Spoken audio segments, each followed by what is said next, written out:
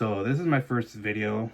I think I'm going to start a series. I'm not sure yet, but it's the first video where I'm going to be talking about my life and trying to see if I could maybe tell my experiences, as a person who came here and documented, got DACA, and now has a green card.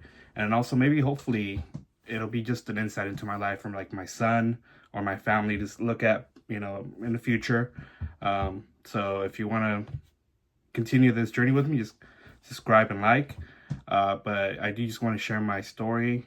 And I guess we'll start just with the basic, beginning, which is like, why did I come over here? Why was it brought over here? So I was one when I was brought over here. My mom, as far as I know, she got with my dad. They had a tough life over there in Mexico, poor, very, very poor family. She had me and my sister, and then I think my dad came over here first, and then he asked her to come over here, so she came over here with me and my sister. And from what my mom tells me, she had to carry me through the border in the desert. And my uncle came and had my sister. She was maybe around 3 or so, and she had to come, dragging her along, or by the hand, carrying her, whatever. So they came together, and they brought me and my sister, and they got together over here. And from what I've been told, it's we lived with an aunt who still was also not well off, but we lived with an aunt. And I hear stories that when I was little, my mom would hear rats running around. We used to sleep on the floor in the kitchen in some house over here in Costa Mesa, I believe. But she would hear like rats or feel them running over us and stuff. So it was still not a great situation, but little by little, they kind of, build up their status over here. But yeah, I mean, from what I understand, my mom, she finished high school. She got, met my dad at work or wherever they were working at. And then, they had my sister, then they had me. My dad came over here, and then my mom brought us over. But again, I was just one. I don't remember anything. I was just 1 year old. And as far as the earliest memory that I have was we used to live at this studio. And I was just, a little kid with my mom, my dad, and my sister. But we lived there for a little bit. Then I was brought back to Mexico to go to kindergarten. And I went to kindergarten for a year over there in Mexico. And that's how I do remember a lot of that. I remember a lot of my life in Mexico from that year. That's great memories. But it's still, I was just 4 or 5 years old when I was taken over there. And then I was brought back. Again, this was through family friend that brought us back as their kids. So we crossed the border. They just had us, I guess they didn't even ask us anything. They just asked them, and it was easy. I guess it was easier back then. But they just asked them, like, are you a U.S. citizen or whatever? Yes, they brought us over. Great. I remember my mom did go to meet us, though, to pick us up over there, but she had to go crossing through the border. So she kind of met us in Mexico when we were 5. And I remember we were like, there's actually video of us, but when she surprised us, my grandma was crying because I hadn't seen her for, I would say, a couple of years. And I remember me and my sister, we just like hugged her, and we wouldn't let go of her, and she stayed with us for a little bit.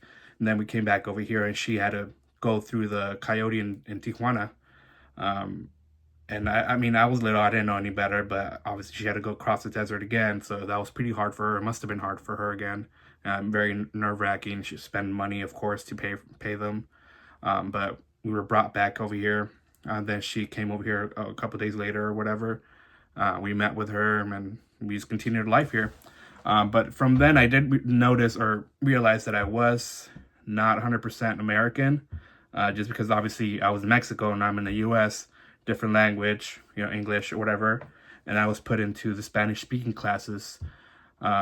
So Spanish-speaking classes still, I didn't have any friends really in the beginning. I remember when my sister and I first started, like the first week, she would actually hang out with me during lunch or recess. She would hang out with me, we would play, but then I think she had friends, so she found some friends. So she kind of like left me, so I was just still kind of like by myself a little bit. So I was a little bit of a loner. Later on, I did meet friends and I would hang out with them, but for a little while I did, I was just in elementary school during recess or lunch by myself. I do remember that. And then I remember that in first grade, there was this girl that came from somewhere else, and she knew how to read. She knew how to speak English well. She knew how to read. And so in my head, I was like, oh, wow, like, you know, I don't know how to do that. She does. Why can't I do that? So I started kind of trying to force myself to like catch up with her, kind of race her in a way. And so I learned English. I learned how to read, write. Well, maybe not 100%, but like as a kid that age would know. Um, and so I was taken within that first year. I was placed in the English speaking class, and again, I was new in that class. I didn't know anyone, and I remember that a little vague memory that they used to speak English. I didn't 100% understand it, so I was like, "What? I don't understand 100%." But I don't know how I got through that. By the end of the year, I understood everything. So I guess as a young child, you are able to adapt to that. But still, you have those memories in you, like you're different than them, and that kind of began what I feel is kind of a little bit of a trauma. And I know everyone uses trauma loosely nowadays, but I feel it is a little bit of a trauma because as a little kid, I was just very outgoing, just almost, crazy little kid going everywhere, being happy, laughing, singing, dancing, the loud little kid that actually my son is now. And then when I started going to school, when I started seeing that I'm different, I started, not knowing English words as well. I had an accent. I felt like it kind of went into my shell. And then as I grew up even more, I knew that I was undocumented, and other kids knew that. I never really hid it, but they would kind of like treat me as like this different than them. I'm not American. Yeah, I'm more Mexican. So they would kind of treat me. So I kind of grew this shell of myself, or grew a shell over me to kind of like just kind of protect myself from having or getting close to people. Also, when I did have friends, they would leave. So like I had a friend in third grade, and it was funny. We were just friends because we had the same name. But then he moved to the same apartment complex that I lived in, and he lived in pretty much at the end. We lived at one end of the apartment complex, and he lived at the other end of the same like row of apartments. And so that's when we kind of became best friends. But the next year he moved on. He moved to another city or school. And so I never saw him again. But the next year I met another friend who was also my best friend at that time. Then I moved in fifth grade or fifth grade to my aunt's house because by then my mom and my dad split up. My mom couldn't afford it. That's when they started raising rents over here too in California, and it pretty much doubled overnight or within that year, the rents, and people were at mass exiting Orange County, which is where I grew up in, to Corona and the Inland Empire. So that was like a mass exodus of people because they were starting to double the rent. So I that's when I moved with my aunt because we couldn't afford it. So we lived with my aunt for a year. So I left that friend David because again I moved to Winter Park, which is or Cypress now, where my aunt lives. And then I went there for a year. I had made a friend, a best friend again. And then after that year, I moved back to Santa Ana. So I lost that friend again.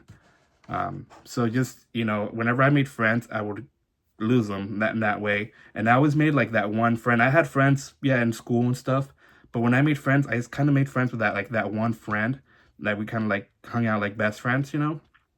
I was never really a group friend guy. Like I said, I have friends at school in a group and stuff, but I was never really like the guy that, would be best friends with someone with a group or like would all hang out together in a group.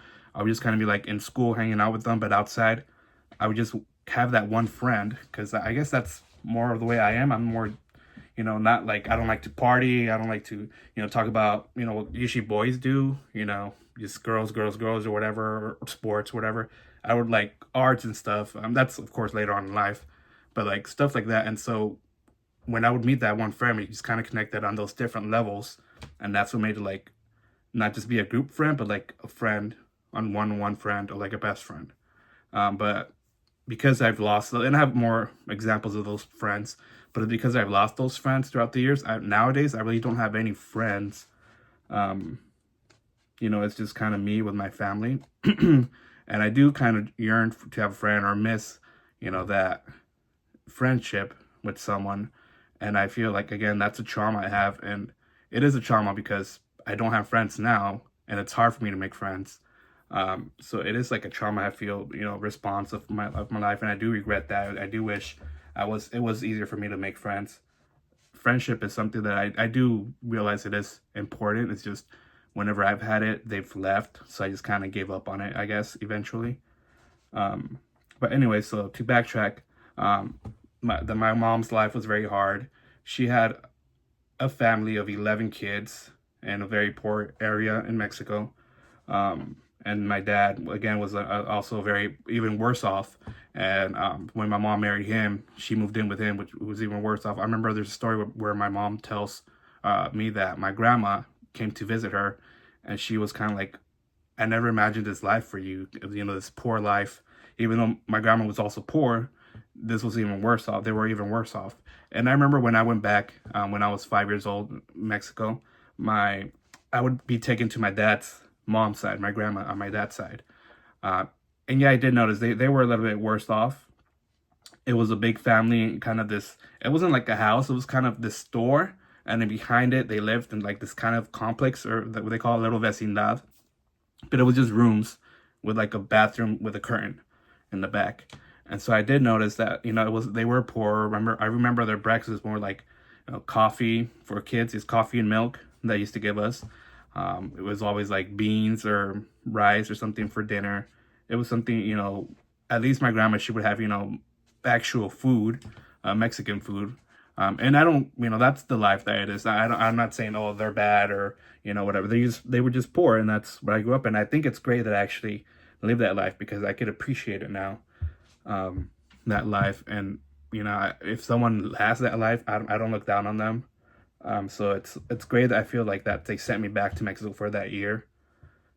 And they sent me back because they were trying to get stable over here. It was harder to have two young kids, be undocumented, have a job. Because when I came back, my mom had a job at a hotel. And before that, I don't really remember. I think she used to like have this job at this place where he used to package food and stuff.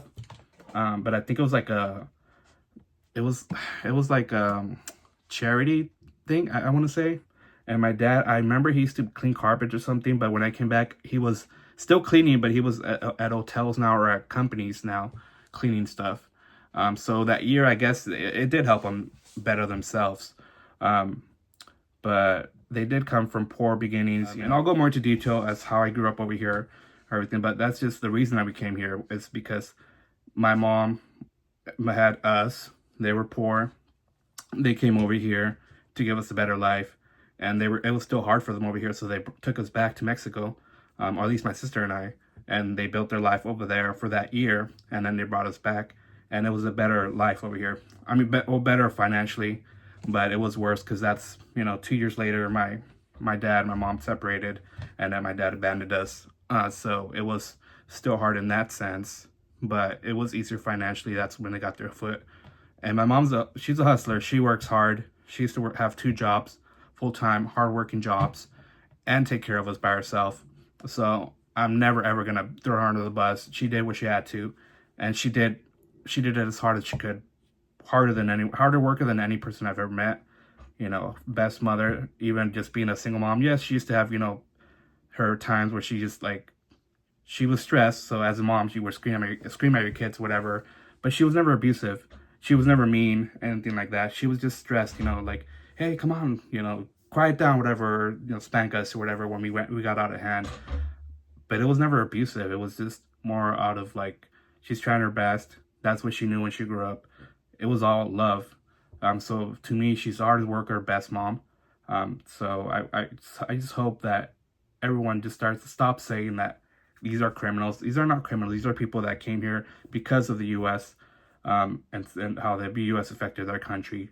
And not just the U.S., of course, other things, other factors, but it is a big factor, how the U.S. affected their countries. And they just came here to better their life. I mean, that's all it is.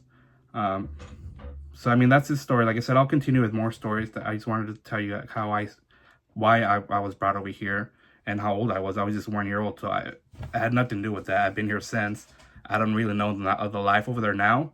I knew when I was 5, and I still, remember that a lot. But it is different now. I did go back for advanced parole, and it is very different, Mexico. It's better and worse in some ways. Where I grew up in, it feels worse. But maybe it was just the area I was in, but it feels worse. It feels less safe where I grew up in. Because I remember growing up, as people would call it, Cuernavaca, the city of eternal spring. It's like where the rich people in Mexico City would go for their summer houses or whatever. Lots of pools, lots of, places for public, what's it called, like a public springs, things like that. But now I remember I saw like 2 or 3 times there was like military police roaming the streets.